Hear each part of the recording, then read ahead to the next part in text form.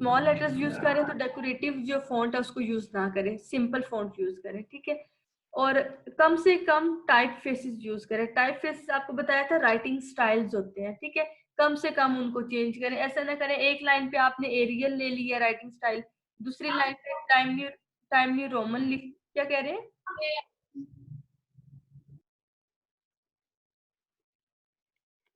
Show हो रहा है और मेरी आवाज आ रही है? जी मैम आ रही है। अच्छा ठीक है।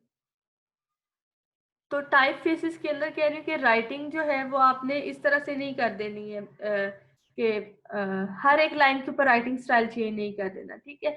एक या फिर मैक्सिमम 2 राइटिंग स्टाइल रखें, इससे ज्यादा नहीं, वरना वो एक पेज के ऊपर ढेर सारी राइटिंग स्टाइल होंगी तो सबसे पहले वो जो देखने का है स्टाइल वही चेंज हो जाता है कि अब ये वाली है, अब ये वाली है। कम से कम राइटिंग स्टाइल रखें, जहाँ पे जरूरत हो, जहाँ पे एम्फिसाइज करना हो किसी चीज को, वहां पे आप उसको थोड़ा सा टैली कर दें या बोल्ड कर दें, ठीक है, लेकिन राइटिंग स्टाइल पूरा चेंज ना करें। फिर जो टेक्स्ट लिखा हुआ है उसके दरमियान जो स्पेसिंग है उन स्पेसिस को मैनेज करें, ठीक है।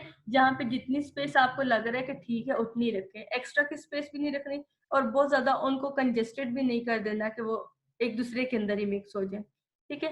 फॉन्ट्स साइज का भी ख्याल रखना है कि हेडिंग के लिए जो थोड़ा सा ज्यादा साइज होना चाहिए, पैराग्राफ के लिए थोड़ा कम होना चाहिए।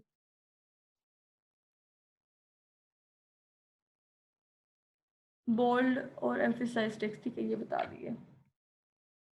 अच्छा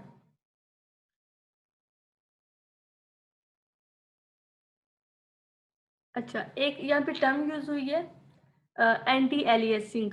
ये टर्म क्या कहती है आपको कि जब हम हेडिंग्स लिखते हैं ना तो बहुत जैसे बैनर बनाते हैं, कोई पंफलेट बनाते हैं, तो उसके ऊपर क्या होता है बहुत बड़े बड़े से वर्ड हो जाते हैं, कैरेक्टर जो है वो इतने बड़े बड़े से हो जाते हैं, वो थोड़े से जो है ब्लर हो जाते हैं, उनके अंदर से पिक्सल जो है वो नजर आने लग जाते हैं, तो वो अच्छे नहीं लग रहे होते। तो उनको स्मूथ करने के लिए ये एक टर्म है एंटी एलियासिंग। इसके अंदर क्या होता है कि जो वो बड़े वाले करेक्टर के जो कॉर्नर होते हैं, एजेस होते हैं, उसको उसके बैकग्राउंड के साथ जो है ब्लेंड कर देती है, मिक्स कर देती है, जिससे जो है वो बड़ी स्मूथ सी लुक आती है और वो जो एक उभरा हुआ पन होता है, वो जो थोड़ा सा खराब लग रहा होता है, वो स्मूथ हो जाता है, ठीक है। और वो हमें फिर लग रहा होता है कि ठीक है अब ये ठीक लिखा हुआ है। तो इस तरह से हम जो है जहाँ पे हमें जरूरत हो जिस चीज की उसको बैलेंस रखने के लिए हम वो कर लेते हैं। उसके अलावा आप हेडिंग की साइड्स पे वाइट स्पेसेस भी दे सकते हैं ताकि जो है प्रोमिनेंटली जो है पता चले कि ये हमारी हेडिंग है, ठीक है।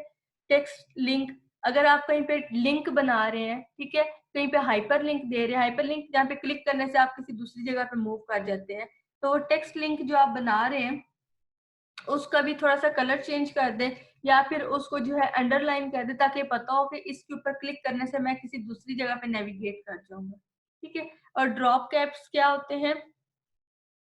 ये होता है जैसे आप कोई पैराग्राफ लिख रहे हैं तो उस पैराग्राफ का जो पहले वाला करेक्टर होता है, वर्ड का जो करेक्टर होता है ना, सिर्फ एक करेक्टर, उसको हम कैपिटल कर देते हैं और बाकी सारा पैराग्राफ जो है उसके साइड पे रैप हो जाता है, ठीक है। तो ये हमारे पास क्या है, ड्रॉप कैप होता है। इसके आगे ड्रॉप कैप की समझ? यस वो जो फर्स्ट कैपिटल कर देते हैं। हाँ, फर्स्ट जो कैपिटल करते हैं वो, और बाकी पैराग्राफ कैसे नॉर्मल लिखा होता है, ठीक है। फिर यहाँ पे बताया हुआ है कि कहाँ कहाँ पे हम टेक्स्ट को एफिशिएंटली यूज कर सकते हैं। ये 5-6 पॉइंट्स जो है बताए हुए हैं, इनको बारी बारी देख लेते हैं। हाइपर टेक्स्ट है सबसे पहला। हाइपर टेक्स्ट के अंदर क्या हम कहते हैं? हाइपर टेक्स्ट मैंने अभी आपको बताया है, जहाँ पे हाइपर कल बताया था, हाइपर का मतलब होता है ओवर, और इसके आगे हाइपर मीडिया है या हाइपर लिंक है या हाइपर टेक्स्ट है, इसका क्या मतलब है कि वहां पे क्लिक करने से हम कहीं पे मूव कर जाए। अब हाइपर टेक्स्ट है तो मीन्स किसी टेक्स्ट के ऊपर क्लिक करने से हम कहीं दूसरी जगह पे नेविगेट कर रहे हैं, ठीक है। जो लिंक बना देते हैं, जैसे हाइपर लिंक हम लोग बना देते हैं, कहीं पे हम वेबसाइट पे जाए, वहां पे ब्लू कलर की लाइन या ब्लू लिखा हुआ होता है, हम वहां पे क्लिक करते हैं और हम कहीं और पे नेविगेट कर देते हैं, वो हमारे पास हाइपर टेक्स्ट होता है। अगर यहाँ पे हाइपर मीडिया लिखा हो तो मीन्स के यहाँ पे टेक्स्ट, इमेज, ऑडियो, वीडियोस कुछ भी हो सकता है जिसके ऊपर हम क्लिक करें किसी दूसरी जगह पे नेविगेट कर दें। आइए इसकी समझ।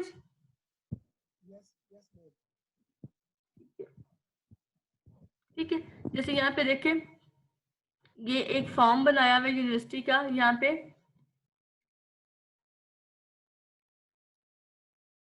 ये देखिए डिफरेंट जो है इन्होंने लिंक लगाए हुए, यूनिवर्सिटी का है, कोई एडमिशन का है, कोई रिसर्च के एकेडमिक का है। यहाँ पे देखिए इन्होंने एडमिशन के ऊपर क्लिक किया तो ये यहाँ पे एडमिशन के फॉर्म के ऊपर आ गया। तो ये क्या हाइपर टेक्स्ट था, ठीक है। ये एडमिशन क्या था, ये हाइपर टेक्स्ट था, ठीक है। यहाँ पे कि इस पे क्लिक करने से ये दूसरी जगह पे आ गए, किसी टेक्स्ट के ऊपर क्लिक करने से ये नेक्स्ट जगह पे मूव कर गया, ठीक है। ये भी यही लिखा हुआ है, आप लोग इसको पढ़ लीजिएगा। पॉप अप मैसेजेस, ठीक है। पॉप अप मैसेजेस भी ये होते हैं कि आपने किसी टेक्स्ट के ऊपर माउस लेके गए हैं या उसको क्लिक किया है, तो बजाय इसके कि सारा टेक्स्ट एक पूरा पैराग्राफ जो है आप एक पेज के ऊपर लिख दें, बल्कि आप किसी एक वर्ड के ऊपर, वो वर्ड जो कि बड़ा प्रोमिनेंट वर्ड होगा, बड़ा हॉट वर्ड होगा, ठीक है, उसके ऊपर आप लेके गए हैं, तो एक छोटी सी विंडो ओपन होगी आपकी स्क्रीन के ऊपर। उस स्क्रीन के ऊपर उस वर्ड से रिलेटेड जो इन्फॉर्मेशन थी वो सारी लिखी हुई है, ठीक है। तो ये कि आपके पास पॉप अप मैसेजेस होते हैं, ठीक है। जैसे हम कोई एक्शन परफॉर्म करने लगते हैं यहाँ पे, तो ये हमसे पूछता है do you want to yes और नो, तो वो क्या होता है, पॉप अप मैसेज होता है, ठीक है। तो इस पॉप अप मैसेज के इधर टेक्स्ट के प्रोजेक्ट के अंदर क्या बेनिफिट होगा, ये होगा कि बजाय इसके कि हम सारा का सारा टेक्स्ट जो भी हमने मैसेज डिलीवर करना है उस पेज के ऊपर लिख दे, उससे बेटर है कि उसको कोई एक प्रोमिनेंट वर्ड सिर्फ वहां पे लिख दे। जब हमारा माउस कर्सर वहां पे जाए उस वर्ड के ऊपर, उससे रिलेटेड इंफॉर्मेशन जो एक पॉप अप मैसेज के ऊपर शो हो जाए, ठीक है। तो इस तरह से बहुत ज्यादा वो भरा हुआ भी नहीं होगा और एक अच्छा सा लगेगा आपको, ठीक है। आ गई समझ इसकी? Yes ma'am. अच्छा, ड्रॉप डाउन बॉक्स के अंदर क्या होता है, ड्रॉप डाउन के अंदर भी ऐसे ही है कि बजाय इसके कि एक पेज पूरा भर दें चॉइसेस के साथ कि इसके अंदर ये वाले ऑप्शन है, आप लोग क्या करते हैं, एक लिख देते हैं। जैसे हम लोग कोई फॉर्म फिल कर रहे होते हैं, जेंडर का फॉर्म कुछ भी है, तो वहां पे जेंडर चूज करते हुए हम क्या करते हैं, ड्रॉप डाउन लिस्ट होती है, उसके ऊपर क्लिक करते हैं, नीचे आ जाता है मेल और फीमेल, हम उसमें से सिलेक्ट कर लेते हैं या फिर कोई और ऑप्शन ले लेते हैं, ठीक है। तो वहां पे क्या है, ड्रॉप डाउन लिस्ट, जिसको क्लिक करने से नीचे एक लिस्ट खुल जाती है, वहां पे सारे ऑप्शन जो है अवेलेबल होते हैं, और हम वहां से रिलेटेड जो ऑप्शन है उसको चूज कर लेते हैं, ठीक है। तो इससे भी क्या स्पेस भी बच जाती है और जरा अच्छा सा भी लगता है कि बजाय इसके सारी चॉइसेस हम पेज के ऊपर लिख दें, हम वहां से सिलेक्ट कर देते हैं। ठीक है मैम। स्क्रोल बार के अंदर क्या है कि जैसे यहाँ पे ये देखें, मैं इसको स्क्रॉल कर रही हूँ, ठीक है, तो ये ऊपर नीचे जा रहा है, कुछ ऑप्शन ऊपर है कुछ नीचे है। तो इस तरह से भी ये है कि सारी एक जगह पे ना भरे, स्क्रोलिंग दे दे, ठीक है। तो उसको स्क्रॉल करते हुए जैसे हम नीचे जाएंगे हमें बाकी इंफॉर्मेशन मिलती जाएगी, ऊपर जाएंगे तो बाकी, ठीक है। तो ये भी एक स्टाइल है लिखने का, लेकिन ये कोई अच्छी अप्रोच नहीं है स्क्रॉल बार, बाकी सारे ठीक थे, स्क्रॉल बार इतनी अच्छी नहीं है। इससे जो अक्सर यूजर इरिटेट हो जाता है इस वजह से, इसको आधी इंफॉर्मेशन एक पेज पे पढ़नी पड़े और आधी दूसरे के ऊपर पढ़नी पड़े, ठीक है। अच्छा, बटन, अब हम क्या है यहाँ पे भी हाइपर लिंकिंग का ही है कि हम किसी बटन के ऊपर क्लिक करते हैं हम किसी बटन के ऊपर क्लिक करते हैं और हम कहीं पे नेविगेट कर जाते हैं। नेविगेट ना भी करें तो डिफरेंट बटन जो है वो चॉइसेस के लिए दी गई होती है कि इस बटन के ऊपर हम क्लिक करेंगे तो ये वाला एक्शन परफॉर्म हो जाएगा। प्ले का बटन है, प्ले के ऊपर हम क्लिक करेंगे तो कोई चीज प्ले होनी स्टार्ट हो जाएगी। रिज्यूम के ऊपर करेंगे, रिज्यूम हो जाएगा। पास करेंगे, पास हो जाएगा। तो बटन्स होते हैं, ठीक है, उन बटन्स के ऊपर नेम ऐसा लिखना है जिसको देखने से हमें पता चल जाएगा कि क्या एक्शन परफॉर्म करेगा, ठीक है। उसके अलावा डिफरेंट सिंबल्स और आइकन्स हैं जिनको हम यूज करते हैं। अक्सर ये होता है कि आपको सारी एक पूरा पेज भी आप पढ़ लें तो आपको समझ नहीं आ रही होती, लेकिन अक्सर आपको एक सिंबल या एक आइकन या एक छोटा सा इमेज भी दिखा दिया जाए तो उससे सारी समझ आ जाती है, ठीक है। तो सिंबल्स और आइकन भी बड़ी वर्थ है इनकी प्रोजेक्ट्स के अंदर, या वैसे भी हमारी डेली लाइफ में किसी चीज को देखने से ज्यादा समझ आ जाती है बजाय इसके कि हम उसको रीड करते रहे। लेकिन इन दोनों में से आप मुझे बताएं, सिंबल और आइकन में डिफरेंस क्या है? सिंबल और आइकन में डिफरेंस क्या है?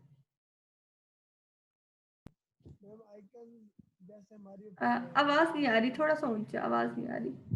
मैम जैसे माई कंप्यूटर हो गया, इसके बाद साइकिल बिन हो गए, इसके बाद जो भी हम कोई फाइल इंस्टॉल करते हैं, कोई भी ऐप इंस्टॉल करते हैं तो आइकन बन जाता है डेस्कटॉप पे, वो आइकन होता है।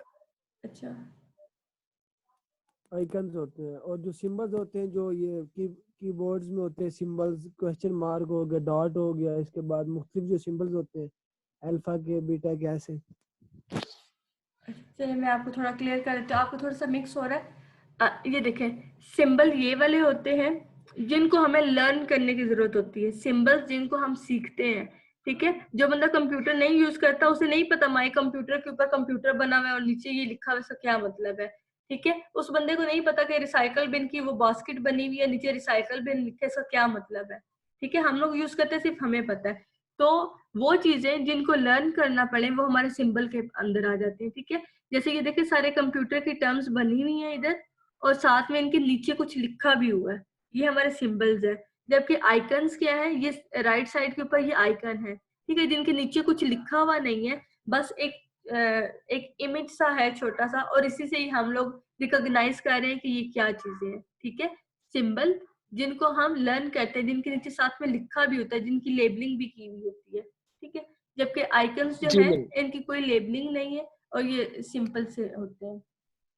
जी मैम। अच्छा, बाकी अब टेक्स्ट है। अब ये कह रहे हैं कि हम टेक्स्ट की बात कर रहे हैं, लेकिन टेक्स्ट जो है इसको कंप्यूटर किस तरह से अंडरस्टैंड करता है, कंप्यूटर और टेक्स्ट की बात आ गई है, ठीक है। तो सबसे पहले एक जो है यहाँ पे ASCII, आप लोगों ने सुना होगा, American standard code for information interchange, ठीक है। कुछ लोग ASCII बोलते हैं, कुछ ASCII बोलते हैं, जो मर्जी बोल रहे हैं इसको। अच्छा, अब ये क्या है देख लेते हैं। अच्छा, ये हमारी एक बाइट जो है वो कितनी बिट से मिलके बनती है, याद है कुछ? 8 है। 8 बिट। 8 बिट। हमारी एक बाइट जो है वो 8 बिट से मिलके बनती है। तो अब वो जो 8 बिट होती है उनमें से 7 बिट्स जो है ये यूज करता है, ठीक है। ASCII कोड जो है ये 7 बिट बाइनरी कोड है। जब 7 बिट है तो हम देखेंगे कि इसके अंदर कितने करेक्टर्स जो हैं वो यूज होते हैं। 2⁻7 किया तो 128 करेक्टर्स आ गए, ठीक है। तो 128 करेक्टर्स की कोडिंग जो है वो ASCII करता है, ठीक है। ये 7 बिट जो है कोड है और ये 128 करेक्टर्स की कोडिंग को जो है ये करता है। अब ये क्या करता है कि मैंने यहाँ पे कुछ लिख दिया, कुछ टाइप कर दिया, कीबोर्ड से प्रेस कर दिया, एक नाम अली, ALI, अली, ठीक है। कंप्यूटर को नहीं पता ये क्या लिखा हुआ है, उसको नहीं पता अली कौन है या अली क्या लिखा हुआ है, ठीक है। उसको रिकॉग्नाइज करवाने के लिए, उसको अंडरस्टैंड करवाने के लिए जो schemes, different coding scheme use हो रही है, वो उनमें से एक जो है हमारी ASCII कोड है, ठीक है। अब ये ASCII कोड क्या करेगा, मैंने प्रेस किया सबसे पहले A, ये इसको कन्वर्ट करेगा कोड के अंदर, ठीक है। ए के करस्पॉन्डिंग जो कोड होगा, ASCII कोड जो है ये आपका स्टार्ट होता है, जो कैपिटल A है 65 से स्टार्ट होता है, ये पता है आपको, यस मैम। ठीक है। और जो स्मॉल लेटर्स है ये आपका 97 से स्टार्ट होता है, ठीक है। तो वो उसको कन्वर्ट करेगा, उससे रिलेटेड जो कोड होगा, और फिर अंडरस्टैंड करेगा कि ये क्या चीज लिखी हुई है, ठीक है। तो ये ASCII कोड करता है। जैसे यहाँ पे करेक्टर है और जो भी है सिंबल्स है, उससे रिलेटेड जो भी कोड होगा वो यहाँ पे लिखा हुआ होगा, ठीक है। जैसे मैं A प्रेस करूंगी तो इससे करस्पॉन्डिंग जो कोड होगा उसके अंदर वो कन्वर्ट कर देगा और फिर अंडरस्टैंड करेगा ये क्या लिखा हुआ है, ठीक है। Yes ma'am. एक सेकेंड मैं भी अप्रोच है जी। क्लास कब एंड होगी? मैं भी नेक्स्ट क्लास है आपकी? हाँ, यस मैम, सर जीएम का भी मैसेज आया था हमारा। अच्छा चलें ठीक है, आप लोग क्विट कर जाए। Okay ma'am, thank you ma'am. ये सेंड कर दीजिएगा फाइल। अच्छा ठीक।